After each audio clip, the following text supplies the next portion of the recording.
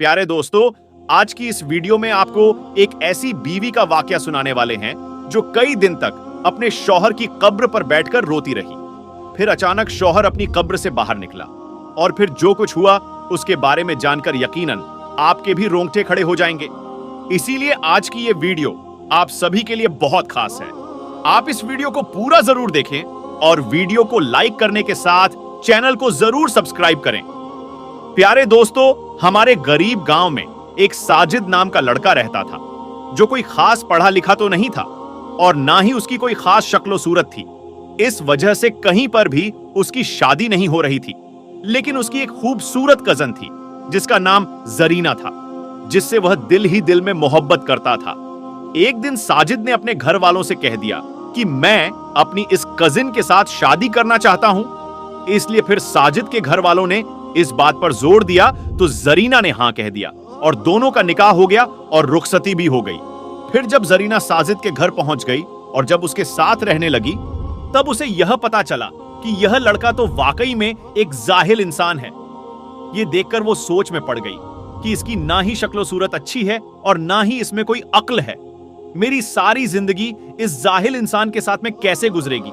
बस यही बातें सोचकर जरीना ने अपने दिल ही दिल में साजिद को नापसंद करना शुरू कर दिया, लेकिन वह खामोश रही। और प्यारे दोस्तों, शादी के 3-4 दिन के बाद में आमतौर पर दुल्हन अपने माँ बाप के घर में चली जाती है। वैसे ही यह लड़की भी अपने घर चली गई, ये सोचकर कि मैं कभी भी इस घर में वापस नहीं आऊंगी। लेकिन उसको अपने माँ बाप के साथ में बात करने की हिम्मत नहीं हो रही थी, क्योंकि एक तो इनका करीब का रिश्ता था और दूसरा उसने खुद शादी के लिए हां की थी। तीसरे दिन साजिद अपनी बीवी को लाने ससुराल पहुंच गया और अपनी बीवी को साथ लेकर वो चल पड़ा। अब उन्हें एक गांव से दूसरे गांव में जाना था। रास्ते में बीवी ने शौहर से कहा कि मुझे बहुत जोर की प्यास लगी है, तो करीब ही एक कुआं था। शौहर उस कुएं के पास गया और अपनी गठरी एक तरफ रख दी और फिर डोल के जरिए पानी बाहर निकालने लगा। यह देखकर शैतान ने बीवी के दिल में ऐसी बात डाली थी कि उसने जाकर पीछे से अपने शौहर को धक्का दे दिया और जिससे उसका शौहर कुएं में जाकर गिर गया। बीवी ने अपने दिल में सोचा कि यह तो यहां पर मर जाएगा और मेरा हमेशा हमेशा के लिए इससे पीछा छूट जाएगा। ऐसी बातें सोचती हुई वह वापस अपने माँ बाप के घर चली गई और उसने वहां जाकर औरतों वाले नखरे करने शुरू कर दिए। वो रोती हुई अपने घर पहुंची। बाप ने जब अपनी बेटी को रोते हुए देखा तो उसने पूछा कि बेटी क्या हो गया है। तो इस पर बेटी ने बताया कि मेरा शौहर मुझे एक जगह पर बिठाकर पता नहीं कहां चला गया था। काफी देर इंतजार करने के बाद भी वह वापस नहीं आया। मैं वहां पर अकेली थी, मैं बहुत डर रही थी, इसीलिए मैं घर आ गई। बेटी की ये बातें सुनकर माँ बाप को भी बड़ा गुस्सा आया। वह भी कहने लगे, अरे वह तो बड़ा बेवकूफ इंसान है, हमारी बेटी को वह इस तरह से कैसे लावारिस छोड़कर चला गया। तो प्यारे दोस्तों, ये तो हुई इधर की बात। अब उधर की बात सुनिए। जब उसका वह शौहर पानी में गिरा तो उसने अपनी जान बचाने के लिए अपने हाथ पांव मारे, तो उसका एक हाथ उस रस्से पर पड़ गया जिसके साथ में वह डोल बंधा हुआ था। उसने उस रस्से को मजबूती से पकड़ लिया और इस तरह से वह गिरने से बच गया।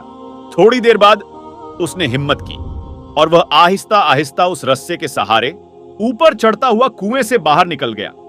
बाहर आकर वह सोचने लगा कि आखिर मेरी बीवी मेरे साथ ऐसा कैसे कर सकती है, उसने मेरे साथ ऐसा क्यों किया होगा। मगर कोई बात नहीं, मैं दोबारा उसे लेने जाता हूं, शायद वह बदल जाए। दोस्तों, वीडियो को लाइक करते रहे। बस यही बातें सोचकर वह दोबारा अपने ससुराल चला गया। जैसे ही वह ससुराल के घर में दाखिल हुआ तो लड़की के माँ बाप ने उसे बहुत खरी खोटी सुनाई। वह कहने लगे, तू ऐसा बेअक्ल इंसान है कि हमारी बेटी को अकेला छोड़कर वहां से चला गया। तू तो बड़ा ही बेपरवाह इंसान है। हमारी बेटी को अगर कुछ हो जाता तो। इस तरह से उसने जो कुछ कहा उसने खामोशी से सुना। फिर आखिर में सिर्फ इतना ही कहा कि मुझसे बहुत बड़ी गलती हो गई है, अब आगे ऐसा नहीं होगा, आप अपनी लड़की को मेरे साथ में भेज दें। जब लड़की के माँ बाप ने देखा कि इस बात पर वह बहुत शर्मिंदा हो रहा है, तो फिर उन्होंने अपनी बेटी से कहा, कोई बात नहीं बेटी, अब तुम इसके साथ में चली जाओ, अब ये ऐसा नहीं करेगा। अब उसकी बीवी फिर से उसके साथ तो चल पड़ी, लेकिन उसके दिल में एक बात बार बार आ रही थी और वह सोचने लगी कि अगर यह अनपढ़ है, बेअक्ल है, इसकी शक्ल अच्छी नहीं, पर उसने मेरे माँ बाप के सामने मेरे ऐब को छुपाया, इसका दिल बहुत बड़ा है। अगर आज ये मेरे माँ बाप के सामने मेरी हरकतें खोल देता तो मैं अपने माँ बाप को मुंह दिखाने के काबिल नहीं रहती। बस इसी बात से बीवी के दिल में ऐसी मोहब्बत पैदा हुई कि वह अपने किए पर बहुत ही ज्यादा शर्मिंदा हुई। उसने सच्चे दिल से अपने शौहर को अपना भी लिया। शौहर ने देखा कि उसकी बीवी अपने किए पर बहुत शर्मिंदा है और वाकई में उसमें काफी तब्दीली भी आ गई थी। इसी वजह से फिर अपनी बीवी के सामने उसने ये बात कभी दोबारा नहीं कही। खैर, उसके बाद उन दोनों मियां बीवी में बेपनाह मोहब्बत ने जन्म ले लिया, और मोहब्बत भी ऐसी कि अब दोनों एक दूसरे के बगैर सांस भी नहीं लेते थे। फिर ऐसे करते करते कब 5 साल का वक्त गुजर गया, दोनों को एहसास तक ना हुआ। बस अब दोनों की जिंदगी में अगर किसी बात की कमी थी तो वह थी औलाद की कमी। दोनों को नेक औलाद की ख्वाहिश थी, मगर हर मुमकिन कोशिश के बाद अल्लाह ने उनको औलाद से नहीं नवाजा। फिर एक दिन अल्लाह ने उनकी ये दुआ भी सुन ली। दोनों मियां बीवी के लिए वह बेहद ही खुशी का दिन था। जब बीवी को मालूम हुआ कि वह हामला है तो उसको ऐसा लगा कि जैसे उसकी जिंदगी मुकम्मल हो गई हो। लेकिन दोस्तों, अल्लाह को शायद कुछ और ही मंजूर था। 6 महीने के बाद एक हादसे में अचानक साजिद का इंतकाल हो गया। शौहर की अचानक मौत से बीवी को गहरा सदमा लगा और उसका रो रो कर बुरा हाल हो गया। उसकी तो पूरी जिंदगी ही उजड़ चुकी थी। उसको ऐसा लगने लगा था कि जैसे वो अब जी नहीं पाएगी। लेकिन उसके जीने की आस उसकी कोख में पलने वाला वह बच्चा था। अब उसको अपने उस बच्चे के लिए जीना ही था, क्योंकि बीवी अपने शौहर की आखिरी निशानी को न सिर्फ दुनिया में लाना चाहती थी, बल्कि उसे परवान भी चढ़ाना चाहती थी। शौहर को फिर गांव के कब्रिस्तान में दफना दिया गया। यह बीवी रोजाना अपने शौहर के कब्र पर जाती और वहां कुरान पाक की तिलावत करती थी। दोस्तों, वीडियो को लाइक करते रहें। अब हर रोज कुरान पाक की तिलावत करना और रोना उसका मामल बन गया था। कोई भी दिन ऐसा नहीं होता जब वह अपने शौहर की कब्र पर ना जाती थी। और इस तरह करते करते पूरे 9 महीने का वक्त बीत गया। तो अब वह वक्त भी आ चुका था जब इसका बच्चा कभी भी अब इस दुनिया में आ सकता था। एक दिन ऐसा हुआ कि बीवी अपने शौहर की कब्र पर बैठी रो रही थी, तो तभी अचानक से उसे शदीद दर्द होना शुरू हो गया। दर्द इस कदर तेज होने लगा कि वह वहीं पर अपने शौहर की कब्र के पास में गिर गई और मदद के लिए पुकारने लगी। मगर कब्रिस्तान में दूर दूर तक कोई भी दिखाई नहीं दे रहा था जो उसकी मदद के लिए वहां आता। दर्द से उसे ऐसा लग रहा था कि जैसे उसका आखिरी वक्त आ चुका है। उसने अल्लाह से मदद के लिए दुआ की कि या अल्लाह, मैं अपने शौहर की आखिरी निशानी को इस दुनिया में लाना चाहती हूं। या अल्लाह, तू ही मदद करने वाला है। या अल्लाह, मेरी मदद फरमा। दर्द से तड़पते हुए बीवी को काफी वक्त बीत गया था, मगर वहां पर कोई भी उसकी मदद के लिए नहीं आया था। अब तो दर्द की वजह से उसकी आंखें भी बंद होने लगी थीं। उस पर मौत की सी कैफियत तारी होने लगी थी कि इतने में अचानक से किसी ने पीछे से आकर उसका हाथ थाम लिया। उसने अपनी रोती हुई आंखों से देखा तो उसके होश उड़ गए। उसने देखा कि उसका हाथ थामने वाला कोई और नहीं बल्कि उसका शौहर साजिद ही था, जिसे देखकर वह रोने लगी और कहने लगी, साजिद, आप मुझे माफ कर दें। मैं आपकी आखिरी निशानी दुनिया में लाने से पहले ही शायद दुनिया छोड़कर जा रही हूं। शौहर ने प्यार से अपनी बीवी के माथे को सहलाया और फिर उसको उठाकर वहां से चल पड़ा। फिर जब बीवी को होश आया तो उसने देखा कि वह एक सुनसान जगह पर थी और उसे एक बच्चे के रोने की आवाज सुनाई दे रही थी। वह कुछ भी समझ नहीं पा रही थी। फिर उसने अपने शौहर को जोर जोर से पुकारा तो फिर एक औरत उसके पास आई और कहने लगी, मुबारक हो, अल्लाह ने आपको बेटे से नवाजा है। जरीना ने फौरन पूछा कि मैं कहां पर हूं, तो उस औरत ने बताया कि तुम बहुत बुरी हालत में थी। तुम्हें मेरे पास एक शख्स छोड़कर गया था। मैं इस गांव में दाई का काम करती हूं। अच्छा हुआ कि ठीक वक्त पर तुम यहां आ गई, वरना तुम्हारी और तुम्हारे इस बच्चे की जान भी जा सकती थी। जरीना ने पूछा कि वह शख्स कौन था, तो औरत ने कहा कि उसने मुझे कुछ नहीं बताया, बल्कि उसने अपना चेहरा एक चादर से छुपा रखा था और तुम्हें मेरे हवाले करके पता नहीं वो शख्स कहां चला गया। प्यारे दोस्तों, वो अजनबी शख्स कौन था? उसका शौहर था या फिर कोई और था? जरीना आज तक इस बात को नहीं समझ पाई, लेकिन वह जो भी था वह अल्लाह की तरफ से गैबी मदद थी। उसने अपने बेटे को देखा और फिर सीने से लगाकर फूट फूट कर रोने लगी और अल्लाह का शुक्र अदा करने लगी। और आज सालों बीत गए, लेकिन जरीना ने अपने शौहर की कब्र पर जाना आज तक नहीं छोड़ा। जरीना आज तक अपने शौहर को नहीं भूल पाई। वह खुश है कि उसके शौहर की आखिरी निशानी यानी कि उसका बेटा उसके साथ में है। दोस्तों, हकीम लुकमान के बारे में तो आप सभी जानते होंगे कि वह अल्लाह के प्यारे बंदे और अल्लाह के वली थे। आपकी विलादत हजरत दाऊद अलैहिस्सलाम के दौर में हुई। आपका विसाल हजरत यूनुस अलैहिस्सलाम के दौर में हुआ, जो रमना के करीब है। रमना फिलिस्तीन में है। ये नबी थे या नहीं ये वाजे नहीं है, लेकिन वह अल्लाह के नेक बंदे और वली थे। लुकमान के माने कसीर लकब में वल अकल यानी बहुत ज्यादा अकल वाला और लकब वाला। आपके नाम में हकीम आता है और हकीम तबीब को कहते हैं। अल्लाह ताला ने हकीम लुकमान को हिकमत और दलाइल बख्शी थी। आपकी हिकमतें यूनान में बहुत मशहूर हैं, जिसे तिब्बे यूनानी कहते हैं। कुराने पाक में अगर किसी चीज का जिक्र आ जाए तो वह चीज बड़ी अजमत वाली, उसका वकार और दर्जात बुलंद हो जाते हैं। मगर यहां पर अल्लाह ताला ने हकीम लुकमान के नाम पर एक पूरी सूरह नाजिल फरमाई, जिसकी हिकमत और दलाइल के बहुत सारे वाकयात मशहूर हैं, जिसमें से एक वाकया मैं आप लोगों सामने पेश करने जा रहा हूं। इस वाक्य को सुनकर आप बहुत ही ज्यादा हैरान और परेशान हो जाएंगे। तो दोस्तों, आज की इस वीडियो को आप पूरा आखिरी तक लाजमी देखते रहिए और जल्दी से आप इस वीडियो को एक लाइक कर दीजिए और चैनल को भी सब्सक्राइब कर लीजिए, क्योंकि हम आपके लिए इसी तरह की वीडियो लाते रहते हैं। प्यारे दोस्तों, कहा जाता है हकीम लुकमान के दौर में हर बेजुबान को जुबान थी। जड़ी बूटियां खुद बोलकर हकीम लुकमान को बता देती थी कि हम इस मर्ज की दवा हैं या हमसे इस मर्ज की शिफा है। इस हवाले से एक वाकया मशहूर है कि हकीम लुकमान ने समंदर के दूसरे किनारे को ढूंढने का इरादा किया। उनके पास एक तोता था जो इनसे बातें किया करता था। हकीम लुकमान ने अपनी हिकमत से जड़ी बूटियों से एक ऐसी दवा तैयार की जिसको खा करके तोता बगैर खाए पिए बिना थकान के 6 महीने तक उड़ सकता था। हकीम लुकमान ने 2 गोलियां तैयार की। एक गोली तोते को खिला दी और दूसरी गोली तोते के गले में बांध दी और तोते को नसीहत की कि इस गोली को खा करके बगैर थकान के बिना खाए पिए 6 महीने तक तुम अपनी उड़ान को जारी रख सकते हो।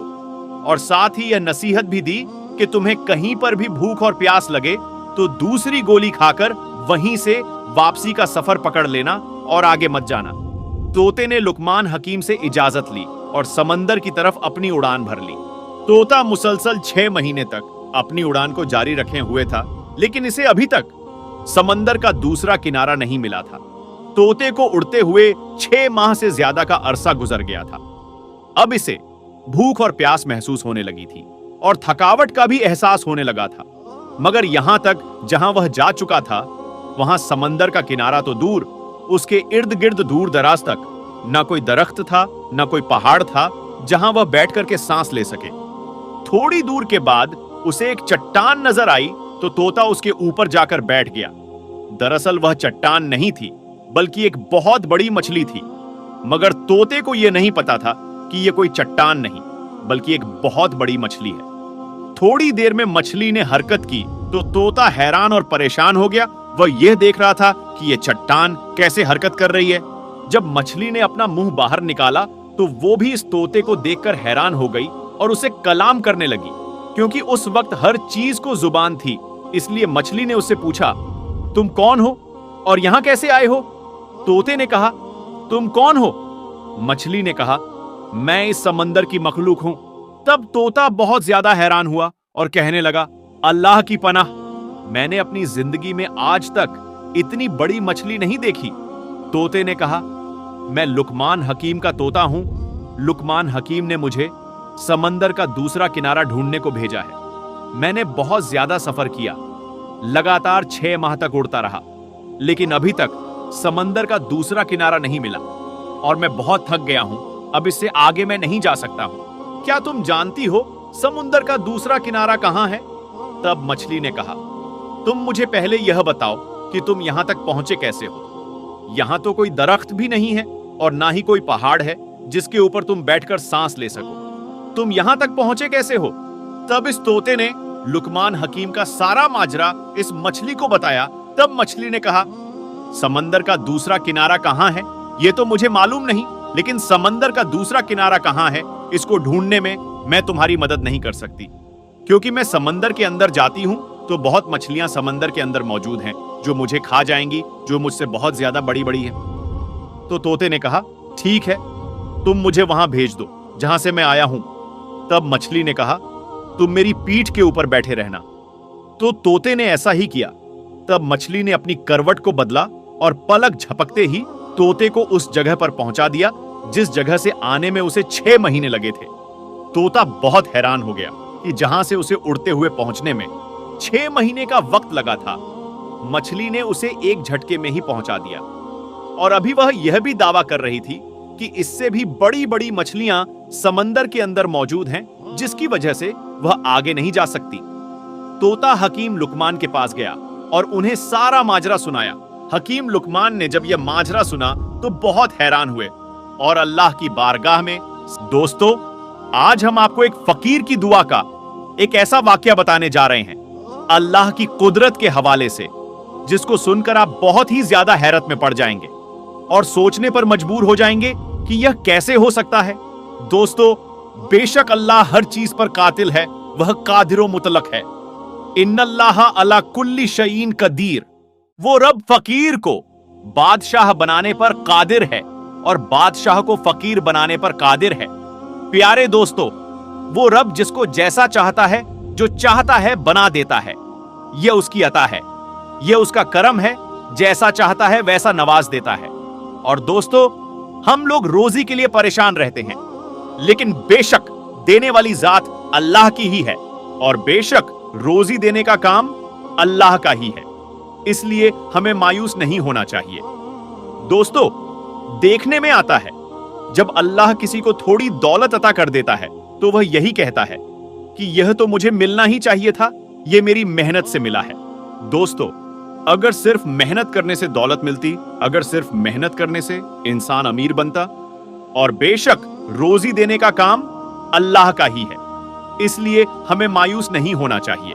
दोस्तों, देखने में आता है जब अल्लाह किसी को थोड़ी दौलत अता कर देता है तो वह यही कहता है कि यह तो मुझे मिलना ही चाहिए था, यह मेरी मेहनत से मिला है। दोस्तों, अगर सिर्फ मेहनत करने से दौलत मिलती, अगर सिर्फ मेहनत करने से इंसान अमीर बनता, तो आज सबसे ज्यादा अमीर मजदूरों को होना चाहिए था, क्योंकि मजदूर जो है वह बहुत ही ज्यादा मेहनत करता है लेकिन उतना अमीर नहीं बन पाता है। दोस्तों, रोजी देना सिर्फ अल्लाह का काम है। वह जब चाहता है, जिसे चाहता है, रोजी अता कर देता है, ना करके सिर्फ मेहनत करने से ही रोजी मिलती है। यह तो जब अल्लाह का करम होता है तो अल्लाह उसे नवाज देता है। तो दोस्तों, आज का जो वाकया है वह इसी पर मबनी है, तो आप इस वीडियो को पूरा आखिर तक लाजमी देखते रहिए।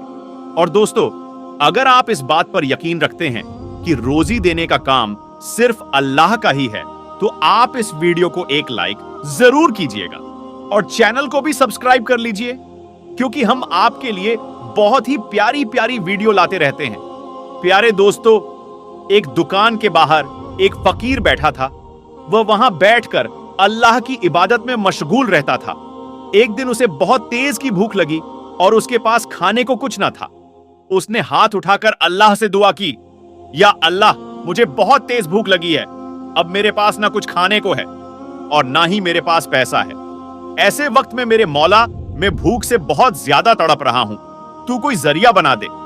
मेरे मौला, तू ऐसा कर दे कि इस दुकान के अंदर बहुत भीड़ आ जाए और इसी भीड़ का फायदा उठाकर मैं भी दुकान में चला जाऊं और खाना खा लूं, और खाना खाने के बाद चुपचाप दुकान से बाहर आ जाऊं, ताकि इस चीज की किसी को भी खबर ना हो सके। दोस्तों, आपको बता दूं, जैसे ही इसने यह दुआ की, वैसे ही थोड़ी देर में देखते ही देखते इस दुकान में भीड़ लगनी शुरू हो गई और देखते ही देखते उस दुकान में बहुत सारी भीड़ आ गई और यह फकीर फौरन ही दुकान पर गया और भरपेट खाना खाया और खाना खाने के बाद वहां से चुपचाप बाहर निकल आया और अल्लाह का शुक्र अदा करने लगा। दोस्तों, यह सिलसिला लगातार कई दिनों तक चलता रहा। एक दिन उस दुकान में जो नौकर था, उसने उस फकीर को देख लिया और जाकर दुकान के मालिक से कहने लगा कि मैं रोजाना इस फकीर को इसी जगह बैठकर खाना खाते देखता हूं, और यह रोजाना खाना खाता है और चुपचाप चला जाता है और खाने के कोई पैसे नहीं देता इसको आप रोकें और सख्ती के साथ पेश आएं। यानी कि यह मुफ्त की रोटी तोड़ने के लिए आ जाता है। तो जो मालिक था वह मुस्कुराने लगा और उसको कोई जवाब ना दिया। दोस्तों, वह जो नौकर था वह बहुत हैरान हुआ और वहां से चला गया। दोस्तों, उसके बाद अगले दिन फिर वही हुआ और उसके अगले दिन और उसके अगले दिन ऐसा ही होता रहा कि वह फकीर दुआ करता और दुकान में भीड़ लगती और वह चुपके से दुकान में जाकर खाना खा लेता। ऐसे ही यह होता रहा और जो नौकर था वह बहुत परेशान था कि आखिर बात क्या है। मुझे मालिक से यह बात पूछनी चाहिए कि क्यों मालिक इसको इस तरह से छूट दे रहे हैं और क्यों मालिक इससे पैसा वसूल नहीं करते। इस बात को जानने के लिए वह मालिक के पास गया और जाकर मालिक से यह बात कहने लगा कि मालिक, मुझे यह बात बताइए, इस फकीर को आप पकड़ते क्यों नहीं है, इससे पैसा वसूल क्यों नहीं करते। यह भीड़ का बहाना लेकर अंदर आ जाता है और भरपेट खाना खाने के बाद बाहर चला जाता है, पैसे तक नहीं देता। यह बात सुनकर वह जो मालिक था वह मुस्कुराने लगा और यह बात कहने लगा, तुम्हें परेशान होने की जरूरत नहीं है। तुमसे पहले भी बहुत से लोग आए थे और इस फकीर की शिकायत की थी और मैं ये बात बहुत पहले से जानता हूं। इसको ना पकड़ने की मेरी एक बहुत बड़ी वजह है कि कई मर्तबा मैं इस फकीर को मेरी दुकान के लिए दुआ करते हुए सुना है कि ए अल्लाह, इस दुकान में इतनी भीड़ कर दे जिससे मैं जाकर खाना खा सकूं। और आज हमारी दुकान में जो भीड़ चल रही है तो यकीनन इस फकीर की दुआ की बदौलत चल रही है। और अगर आज हमने इस फकीर से पैसे लेना शुरू कर दिया या इसे यहां से भगा दिया तो यह दुआ करना बंद कर देगा और जो हमारी दुकान में भीड़ आ जाती है वह इसकी वजह से होती है। अल्लाह ताला इसके जरिए से हमारी रोजी बना देता है। पूरा दिन सन्नाटा रहता है, लेकिन जब यह आता है तो भीड़ भी आ जाती है। जब नौकर ने यह बात सुनी तो कहने लगा कि जिस तरह से यह खाना खाता है यह तो गलत है ना।